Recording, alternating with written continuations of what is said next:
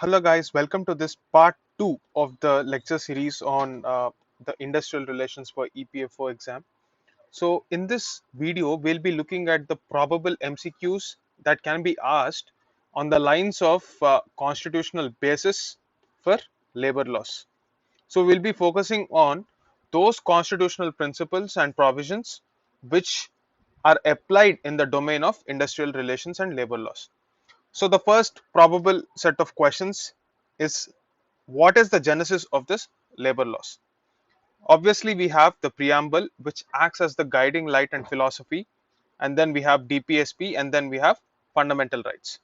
So which fundamental rights are we talking about? We're talking about Article 14, 19, 21, 23, and 24. These five. So there are five fundamental rights which are very important from the viewpoint of labor relations. But when we actually talk about DPSP, this is where it gets slightly complicated because it involves a lot of interpretation and requires focus on nuances of the article provisions.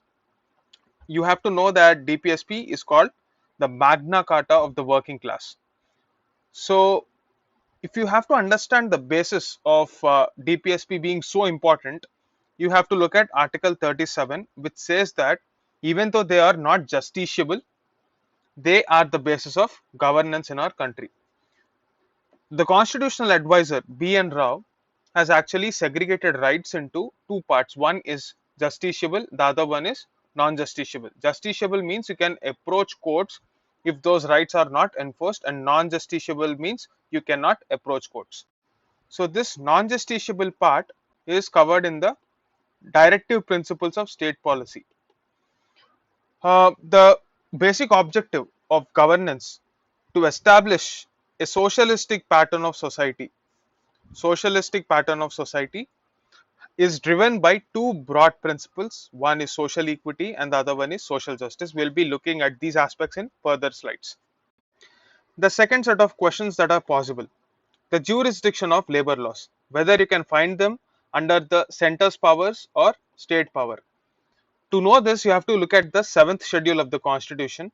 There are three lists under this, you already know it: union, state, and concurrent. And as far as this particular subject of labor laws and industrial relations is concerned, it is under concurrent list. So this is the basis of the powers for making laws on this particular subject. So coming back to the five important fundamental rights and how they are interpreted in the domain of industrial relations and labor laws. We know that there is a tripartite equality when we talked about the approaches in industrial relations. That is, we're talking about the relation between government, workers, as well as employers. So Article 14 says that government, workers, and employers, they have to work together and they will be treated equally. So the constitution does not give primacy to either government or workers or employers. The issue is peaceful coexistence is the ultimate end objective, and Article 14 establishes this. What sort of equality? Equality of status in approaching courts for dispute resolution, and again opportunity to let their voice be heard. So if you take a look at the interpretation of this right to equality as equality before law, you will find that in the UK constitution, a strict and rigid adherence to principles established as on paper. But if you take a look at the equal protection of laws interpretation, which you can find in US, then this approach is more plausible. Now, when we're talking about the second article, we have six freedoms under Article 19. We all know that. And as far as labor relations are concerned, you have to focus on these two: Article 19, 1C and 1F. One is to form associations or trade unions, and the other one is freedom of profession. So, what kind of questions can come? There can be a possible question where the MCQ says that which of the following rights are fundamental rights in relation with labor laws. So there can be a list of articles, you have to identify them. So just remembering them in the context of this labor relations will help you immensely in solving those sort of questions. Third one, Article 21. We know that Article 21 is right to life. So labor laws are closely linked to our livelihood. So they are implicitly a part of Article 21. So this again focused on procedure established by law, as you can find them in your polity classes, which is beyond the scope of this particular video. So I will not be elaborating on that particular part. So Article 21 ensures that liberty of the working class is protected. So you know that Article 21 is the broadest of all the fundamental rights, and we can say that almost all human rights associated with individuals are covered under this. So what do you mean by human right? Simply anything that has got to do with your body. If you want to nurture your body, you have to treat it as a human right. So this is the basis of governance and the most fundamental law a government can give to its citizens.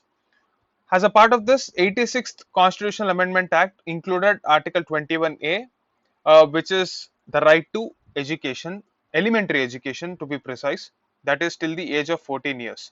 Now, why am I talking about education in labor laws? Because it is closely linked to child labor. We'll be looking at that. So, Article 23. So, there are two clauses to this, Article 23, Clause 1 and Clause 2. So, the first clause says that there shall be no forced labor and even low pay for a particular job. There should be a minimum wage to which the employer should adhere to. So this is the basis for Article 23, and Article 23 Clause 1 is about this. And if you take a look at the Clause 2, suppose there is a census activity happening or election activity happening. Can the government ask teachers, etc., to mandatorily work for this process? Yes, for public services, this provision is not valid. However, you still have to give them a minimum wage. This is Article 23, and we are talking about Article 24. Article 24 says that any child who is less than 14 years shall not work in any hazardous work. However, the caveat here is that when a question says Article 24 of the Constitution says that it eliminates child labor, then it is false. It is not eliminating child labor, it is only prohibiting the child to work in hazardous activities. So, what is the implication of this? If you take a look at Factories Act 1948, which we'll be studying further in other videos, one of the provisions says that 15 to 18-year-old can be allowed in this hazardous activity, because the Constitution itself says the upper limit shall be 14 years only. It does not speak about the safety of this 15 to 18-year-old. So Factories Act allows. However, Mines Act explicitly says that below the 18-year-old threshold, no child is allowed to work in mines. So it is in principle adhering to what Constitution laid down. Similarly, if you take a look at the latest Juvenile Justice Act 2015, if any person holds a child in bondage or makes him a bonded labor, even if he's paying more than the minimum wage, he is a criminal and he will be punished accordingly in accordance with IPC sections and CRPC sections. So this is the latest implication. We are just trying to understand the possible implications and interpretations of what Article 23 and 24 means from the perspective of labor laws. I hope this is clear. This is the next set of questions that can be possible. What else can be asked? So the first aspect of Article 38 is about how we are trying to create a social order in order to ensure social equity. Social equity means everybody gets their own due. Now, what is the strategy that our constitution suggests? One is that we have to redistribute our wealth accordingly, and secondly, from the perspective of labor relations, if we say we have to redistribute resources, it means that workers should get their own due. And the second aspect, again in the domain of industrial relations, it means that you are creating a safe environment for working of workers. So this is the aspect of social equity that is discussed in Article 38 of TPSPs. And the second one, that is Article 39, which has a lot of provisions which we'll be discussing, is the basis for social justice in our country. So in a way, we can say that Article 39 is the basis of socialistic pattern of society. This can be direct question. Which of the following provisions of our constitution is a basis of socialistic pattern of society? Article 39 can be the answer. Now, what does this provision say? Let us have a look. Before discussing the various provisions of Article 39 itself, let us note how Article 23 and 24 can be seen as similar to what 13th Amendment of the Constitution for US has been. So, 10 amendments of the Constitution happened way back in 1789 itself, and it is only almost 70 to 80 years later when blacks actually secured their rights through 13th Amendment, they were liberated. Similarly, 23 and 24, bonded labor, slavery, or the issue of child labor, all this sort of saw a liberating force through the legal lens of the provisions ensured by our constitution. However, there are still some jobs that are left to be completed, and those, as directed by the directive principles of state policy, are found in Article 39. So there are various directives given under Article 39. We will have a look at each of them. The first one, which is relevant from the domain of labor laws, is right to livelihood. This is secured to some extent through Manrega, and the problem is this is only for rural population, that too unskilled population. So that is yet to be realized universally.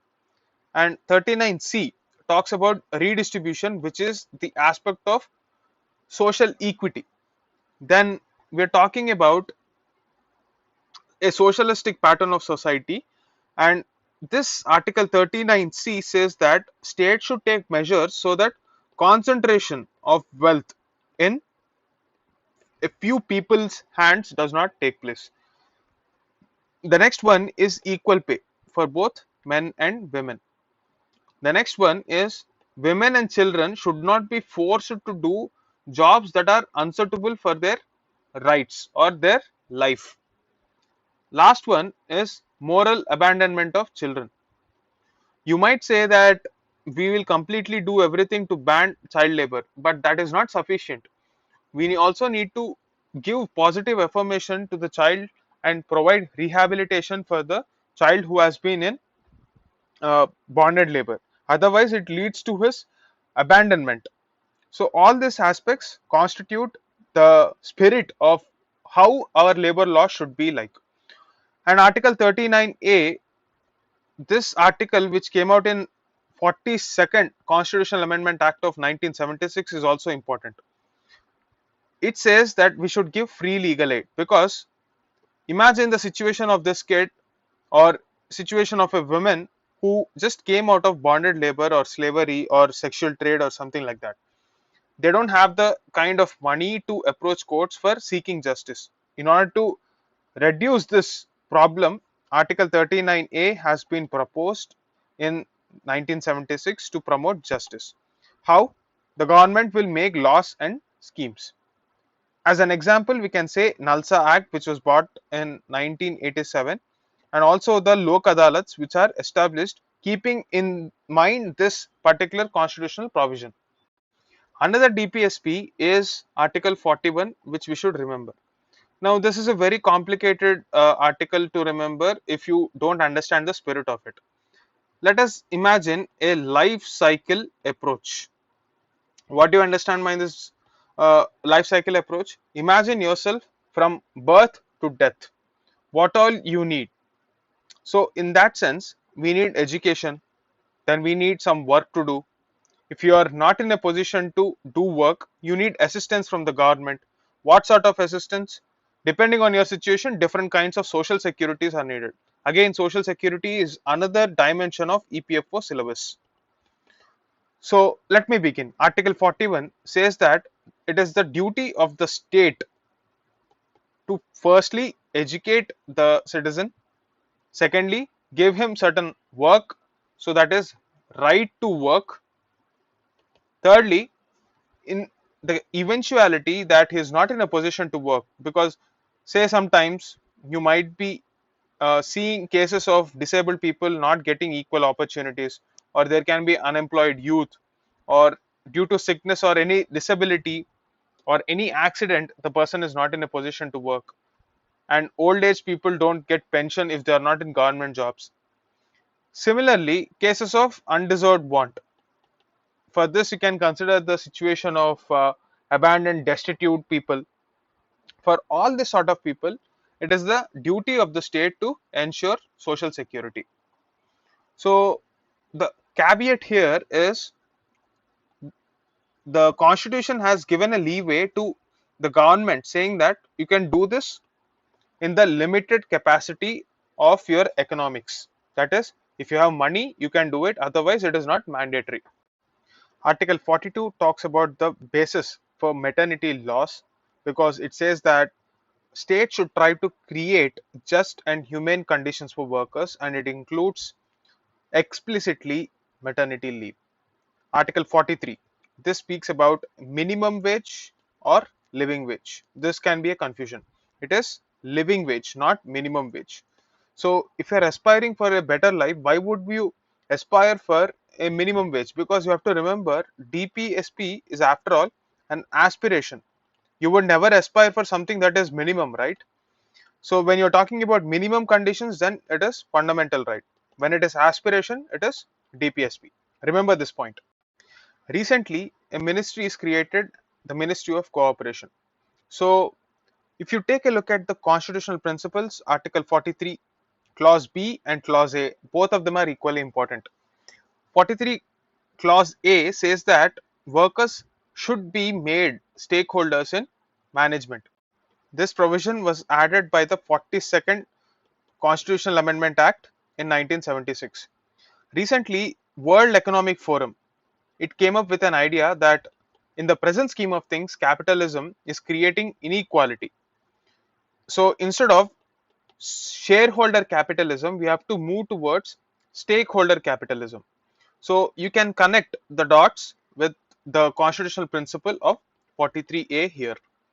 Similarly, coming back to this topic of the Ministry of Cooperation, if you take a look at Article 43B, recently Supreme Court has struck down certain provisions of the 97th Constitutional Amendment Act, which came out in 2011, where center is actually trying to impose its principles on the states. These provisions have been struck down because they uh, actually sideline the principles of federalism.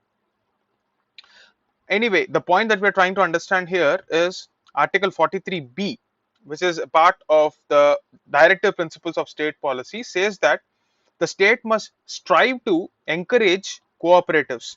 So we can definitely say that the creation of this new ministry will give more impetus to the idea of cooperatives.